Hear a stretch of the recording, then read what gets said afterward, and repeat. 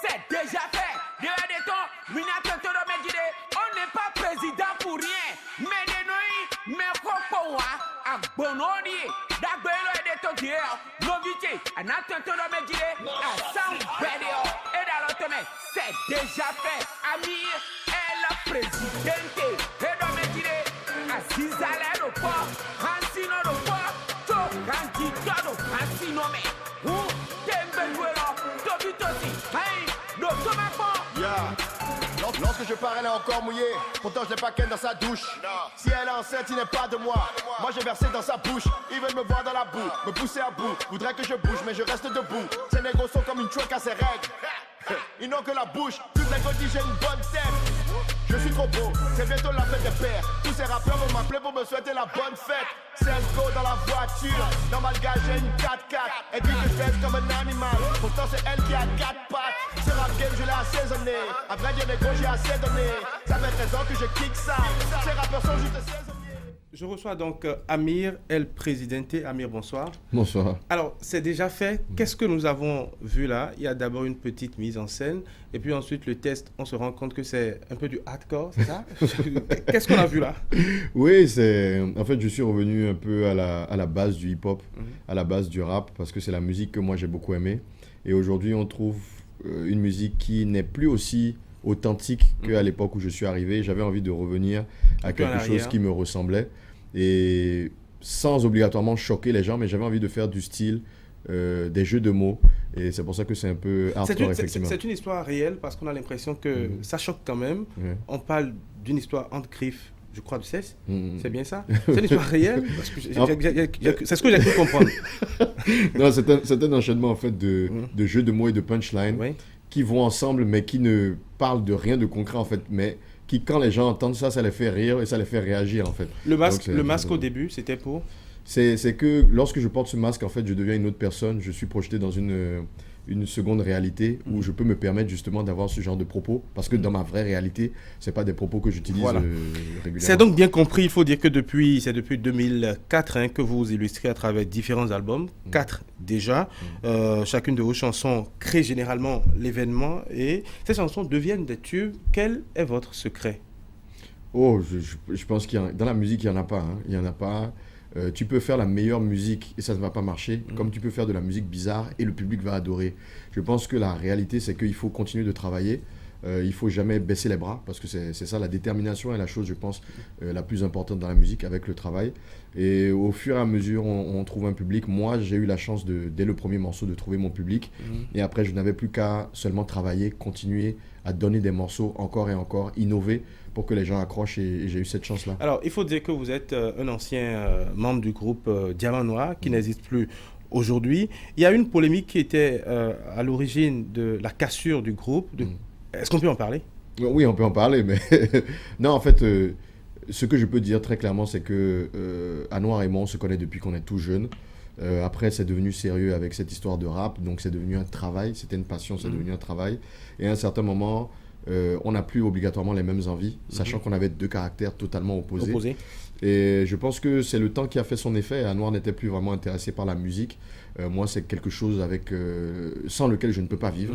Donc pour moi, il fallait que je continue et lui qui passe à autre chose.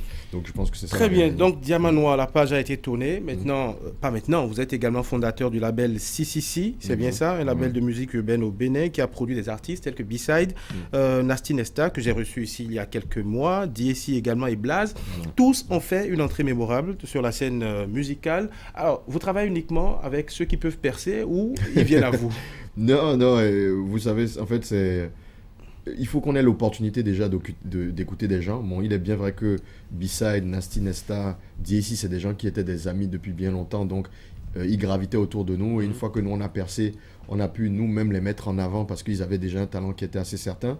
Blaze, c'est une histoire différente puisque nous avons écouté un de ses morceaux par hasard et nous sommes allés le voir pour lui dire on aimerait travailler avec toi pour te mettre en avant, et par la grâce de Dieu ça a marché. D'accord. Mais nous avons eu aussi d'autres expériences qui n'ont pas prospéré parce que tout le monde ne peut pas réussir malheureusement. Ouais. Depuis 2010, il y a un autre événement qui vous occupe, c'est les Journées de la jeunesse, je crois ça, la Journée de la jeunesse que vous avez organisée déjà en 2010. Alors c'est un creuset à la fois éducatif et festif. De quoi est-ce qu'il s'agit et est-ce qu'il y a eu après d'autres éditions? Oui, en fait, au début, c'était une manière de répondre un peu aux besoins de la jeunesse, parce que c'est vrai qu'au Bénin, malheureusement, en termes de loisirs, en termes de culture, en termes d'éducation, la jeunesse a beaucoup de carences, malheureusement. Et donc, il fallait un événement qui allait pouvoir non seulement les intéresser d'un point de vue éducatif, c'est-à-dire organiser des rencontres avec des jeunes qui ont déjà un emploi, qui vont échanger sur leur parcours, sur leurs expériences, donner des conseils à des jeunes, et faire un concert un deuxième jour où les jeunes peuvent venir gratuitement rencontrer des artistes qui n'ont pas eu l'occasion de voir pendant l'année parce que peut-être ils n'ont pas les moyens, peut-être ils n'ont pas l'opportunité. Donc ça permet de jumeler les deux et les jeunes en ressortent grandis parce qu'il y a aussi des documentaires qui sont projetés, tout ça, etc. Et on l'a fait en 2010, 2011, également en 2015 et 2016 d'ailleurs. Et c'est vrai que on a beaucoup de mal à trouver des sponsors pour ces événements-là. Je ne sais pas pourquoi, parce que la jeunesse représente quand même plus de 60% de la population au Bénin.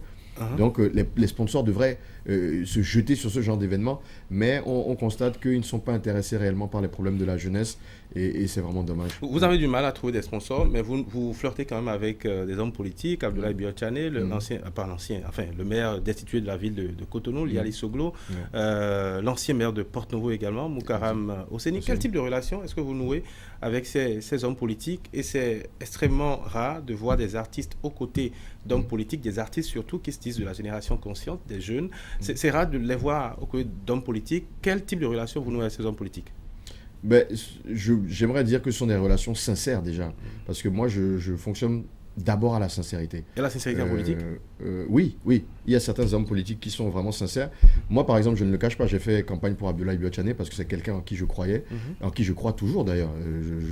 C'est-à-dire, ses idées me transportent. Je vois un Bénin incroyable avec lui. Et donc, je ne le cache pas du tout. Donc, lorsque je suis allé avec ce projet, il m'a soutenu tout de suite.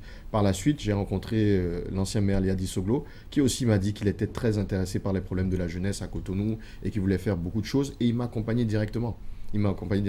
Pareil pour Moukaram Osseni. Comment est-ce que vous expliquez ce contraste qu'on observe entre le discours, entre ce qu'il vous a dit et ce qu'il fait sur le terrain? Parce qu'on n'a pas vu je ne vais pas dire le maire, mais la ville de Cotonou aux côtés de la jeunesse, faire beaucoup d'actions pour la jeunesse, mettre des infrastructures à la disposition de la jeunesse. On n'a pratiquement rien vu.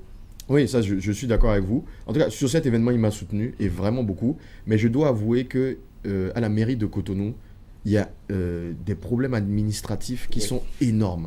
Et je pense que toute personne qui est maire et qui arrive dans ce système aura inévitablement des problèmes. Parce que moi, ce que j'ai vu, à un moment, j'ai voulu laisser tomber. Mais justement, si l'ancien maire ne m'avait pas aidé, accompagné, je n'aurais pas pu réaliser ces événements-là. Maintenant, après, ce qui dépasse le cadre de cela, je ne maîtrise pas et je ne peux pas me prononcer. D'accord, vous avez fait du chemin 10 ans avec Diamant Noir, avec une carrière très riche. Vous préparez maintenant une carrière solo, vous voulez plus aller vers l'international et vous préparez, je crois, un album où on aura de grands noms de la musique internationale. Est-ce que vous pouvez déjà nous donner l'exclusivité? Qui sont ceux qui vont signer sur cet album? Mais je suis très superstitieux malheureusement, mais je peux déjà vous dire que j'ai travaillé avec l'Ivoirien Shadow Chris. Je suis en pourparlers aussi avec des artistes nigérians et un artiste ivoirien sur lequel... avec lequel j'aimerais vraiment faire quelque chose. Je ne le dis pas tout de suite parce que je ne veux pas annoncer quelque chose qui ne va pas se faire. Mais normalement, dans les prochaines semaines, ça sera fait. Et l'album sortira en décembre. C'est d'ailleurs pour ça que je l'ai repoussé, parce que je n'avais pas encore eu ces collaborations-là. Et que mon public veut vraiment me voir aller plus haut, sortir du Bénin. Et pour sortir du Bénin, il faut des collaborations internationales. À Cotonou, l'actualité musicale, c'est aussi cette tournée de Richard Flash, le Flash Live Tour, je crois, c'est bien ça. Est-ce que vous y avez participé? Comment vous trouvez l'initiative? Qu'est-ce que vous en pensez? Je n'y ai pas participé, mais Richard est un ami. Et même s'il n'était pas un ami, c'est un événement que je soutiens. Parce que c'est vrai qu'il n'y a pas beaucoup d'artistes qui ont eu l'opportunité d'offrir des spectacles dans les villes. Et de parcourir également le pays. C'est ça. Donc, c'est un artiste qui est connu, qui est apprécié, donc qui peut porter un tel projet. Et en plus, qui prend d'autres artistes avec lui pour aller dans les communes. il y a eu beaucoup de gens qui ont critiqué, mais vous critiquez quoi en fait? Quelqu'un a eu cette chance-là de le faire, il le fait bien. Qu'est-ce qu'il y a à critiquer là? Il n'y a rien à critiquer. Et vraiment, c'est très bien qu'il le fasse parce que ces gens-là dans les communes n'ont pas accès à la culture comme les jeunes de Cotonou, comme les jeunes de Parakou ou comme les jeunes de Porto Novo, par exemple. Donc pour eux, c'est quand même une sortie incroyable de voir des artistes de la capitale se déplacer et je soutiens massivement. Très bien. Amir, quand nous recevons les artistes généralement le vendredi en plateau, nous discutons également de l'actualité politique et l'actualité ces derniers mois, ces dernières semaines, c'est les résultats de fin d'année. Le BEPC, le CEP et également le baccalauréat qui stagnent à 30%. Quelles ont été vos analyses, votre lecture après ces résultats? Non, je suis déçu. Je suis déçu, mais pas des jeunes. Je suis déçu du fait qu'il y a eu des grèves encore cette année qui ont bloqué le processus d'apprentissage de nos jeunes. Et c'est vraiment un problème. Après, on les laisse 4 mois sans cours et on les envoie tout de suite aux examens. Parfois, ils tombent même sur des sujets qu'ils n'ont pas appris pendant l'année. Qu'est-ce qu'on peut espérer avec cela? C'est normal que des jeunes se retrouvent avec un niveau de réussite qui n'est pas celui qu'on espère. C'est vraiment dommage. Et je me demande, les professeurs, je peux comprendre qu'il y ait des problèmes et qu'ils aient envie qu'il y ait de meilleures conditions pour eux. Oui. Mais ne prenez pas les jeunes en otage. Ne prenez pas le futur de ce pays en otage. Ces gens-là vont aller aux examens, ils vont échouer. Donc ça veut dire qu'on cultive l'échec. Et c'est un problème. Et c'est vraiment un problème. Et je ne peux pas être d'accord avec ça. On sent et on lit bien votre déception. Il y a une session extraordinaire qui va s'ouvrir à l'Assemblée nationale. On parle de l'encadrement du droit de grève. Donc les députés vont devoir se prononcer sur ce sujet. Est-ce que vous faites partie de ceux qui pensent qu'il faut retirer simplement le droit de grève aux enseignants, comme ça a été fait au niveau de la santé, au niveau également de la justice, ou il faut simplement encadrer? Je pense que si ils prennent la décision encore de prendre en otage nos jeunes, il faut leur retirer le droit de grève. Pas parce qu'ils n'ont pas raison, parce que je ne sais pas exactement ce qu'ils recherchent. Et tout. Mais on ne peut pas prendre la jeunesse en otage. Et je vais dire autre chose. Au Bénin, il faut qu'on se mette au travail. Il faut qu'on se mette au travail. C'est vrai que le droit de grève, s'il est encadré, ça peut être une bonne chose. Les gens ont le droit de se battre pour leurs droits. Mais nous sommes en retard en tout. Il est temps de se mettre au travail. Donc au Japon, par exemple, les gens font la grève en allant au travail. Mais ici au Bénin, par exemple, on ne peut pas aller dans un hôpital et avoir un minimum de services et tu vas arriver avec ton enfant qui est malade et on va te dire non, nous sommes en grève, il n'y a que telle personne qui travaille aujourd'hui. C'est problématique. C'est problématique. Et je répète, pour les jeunes qui vont à l'école, mais c'est grave de les laisser 4 mois sans cours. Sans cours. C'est pas possible. On comprend donc que vous êtes pour un changement de paradigme à divers niveaux. Et quand on regarde un peu du côté de la gouvernance, on sent que depuis quelques mois, il y a cette lutte contre la corruption qui a été enclenchée. On l'a vu également par le passé avec l'autre régime. Est-ce que, telle que la lutte est menée aujourd'hui, est-ce que cela vous convient? En tout cas, ça me convient beaucoup plus que par le passé. Parce que maintenant, nous ne voyons plus les gens marcher dans la rue et je pense que c'est un changement qui est à souligner. Donc, non, écoutez, la corruption, ça existe dans les autres pays. Mais si ça existe dans un pays et que ça bloque les changements, les véritables avancées du pays, là, il y a un problème. Et donc, il faut agir. Et donc, on ne peut pas se plaindre qu'il y ait vraiment des choses qui changent à ce niveau-là. C'est une bonne chose. Il faut agir pour que le Bénin avance. Et si ça doit passer par la lutte contre la corruption, allons-y. Alors, vous le dites de façon, comment je vais dire, très facile, très simple, mais pour beaucoup quand même, il s'agit d'une lutte qui est quand même un peu sélective. De façon générale, comment est-ce que vous appréciez la gouvernance de Patrice Talon? Très sincèrement, moi je juge aux intentions. Et je pense que le président que nous avons a de bonnes intentions. Maintenant, sur le chemin, peut-être qu'il fera des erreurs, parce que rien n'est parfait. Et tout le monde ne peut pas être content, évidemment. Mais dès lors que ses intentions sont bonnes pour le pays, pour la population, pour que le Bénin devienne un pays respecté dans la sous-région, mais également à l'extérieur, alors moi, je le soutiendrai. Parce que nous avons besoin de quelqu'un de dynamique qui puisse redresser ce qui s'est passé toutes ces dernières années. Ça fait des décennies que nous sommes là. Le Bénin n'avance pas. Nous voyons tout le temps les mêmes têtes qui reviennent au pouvoir. C'est pas possible. Aujourd'hui, combien il y a de jeunes qui font de la politique au Bénin? C'est toujours les mêmes hommes politiques que nous avons revus depuis des années, qui sont encore là, qui un jour sont fâchés, mais qui le lendemain se remettent ensemble parce qu'ils sont en guerre contre la même personne.